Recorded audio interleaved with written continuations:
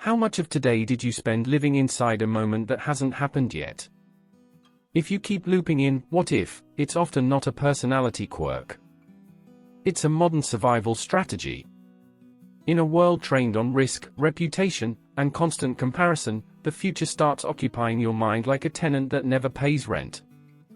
You don't just think about what's next. You live there.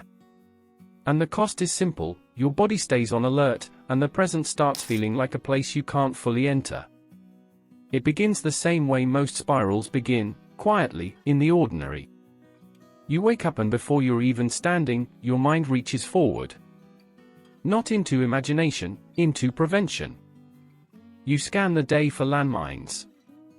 You rehearse a message you haven't sent. You pre-feel the awkwardness of a meeting that hasn't happened. The clock on the wall feels less like a tool and more like a warning. Then you touch your phone and the loop tightens. Calendar blocks. Reminders. News. Other people's lives.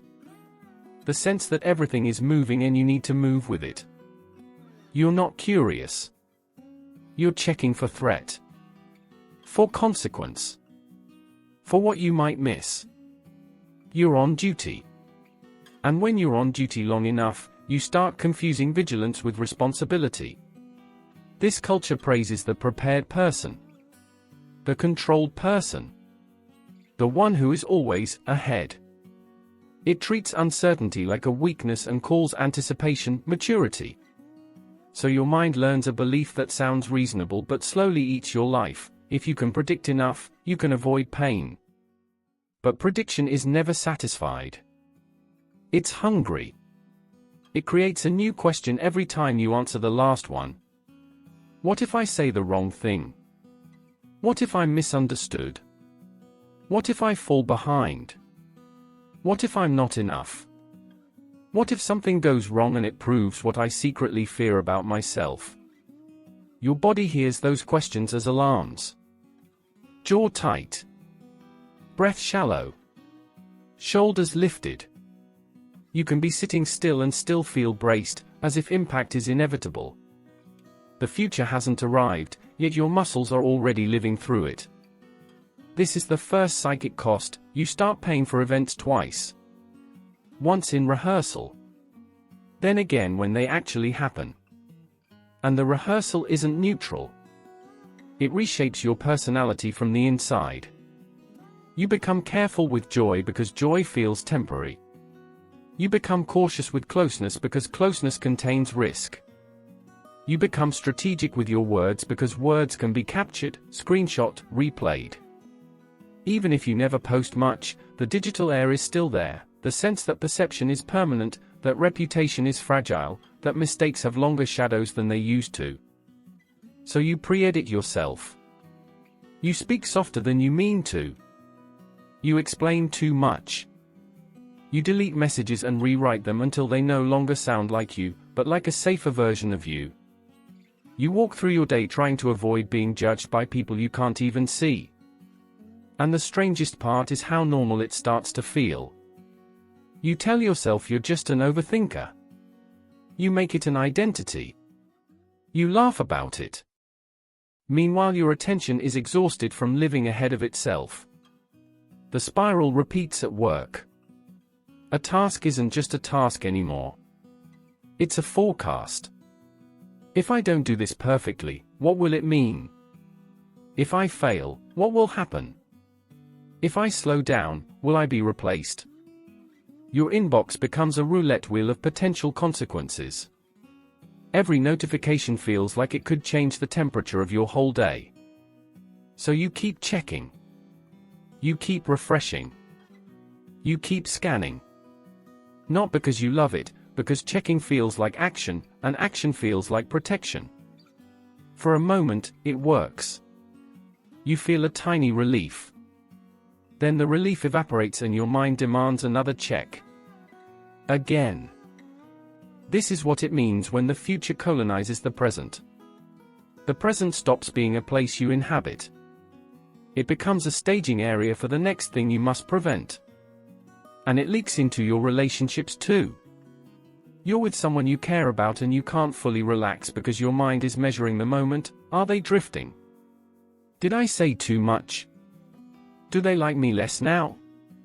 You anticipate their reaction before it arrives.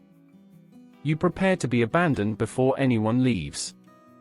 You fight ghosts, and then you feel guilty for feeling tired in the presence of people you love.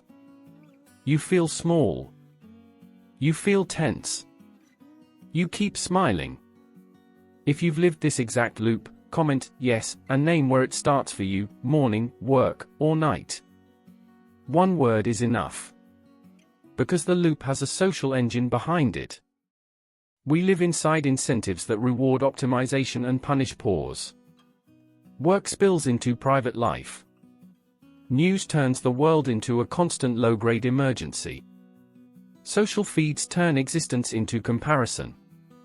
Even self-help can become another form of surveillance. Monitor your habits, monitor your mood, monitor your progress. So you monitor. You manage. You brace.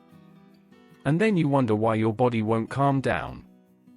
Your mind is trying to keep you safe in a culture that rarely offers safety. That's why it clings to control. Control is the promise that if you do everything right, you'll be spared. But modern life keeps proving the opposite. You can do everything right and still be exposed to randomness, layoffs, illness, shifts in people's affection, the volatility of the world. So the predictive mind doesn't relax. It doubles down. At night the spiral becomes quieter but not kinder. You lie in bed and the day replays, not as memory, but as evidence. What did that look mean? Was that silence a sign? Did I miss something? You start planning tomorrow as a way to soothe the fear you didn't solve today. You scroll, just a little, and the information makes you feel informed and threatened at the same time.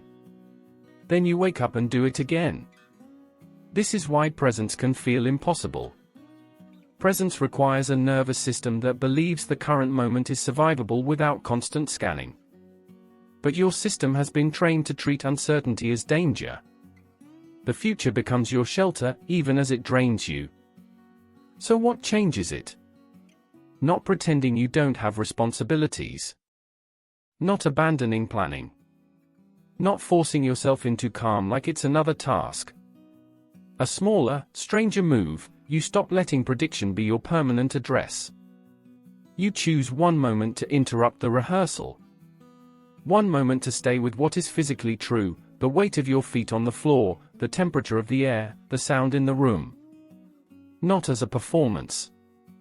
Not as a lifestyle. As a refusal to donate your whole life to just in case. Because just in case is endless. Maybe you're in line somewhere, at a pharmacy, at a coffee place, waiting for an elevator door that takes too long. Everyone is standing close, staring at screens, living in the next minute. You feel the familiar itch to check, to prepare, to scroll into the future. And you don't. You let one notification stay unopened. You keep your hands still. You listen instead, to the hum of fluorescent lights, to the soft shuffle of shoes, to a distant bus exhaling at the curb. Your mind tries to sprint ahead. You feel it. Then you let the body stay.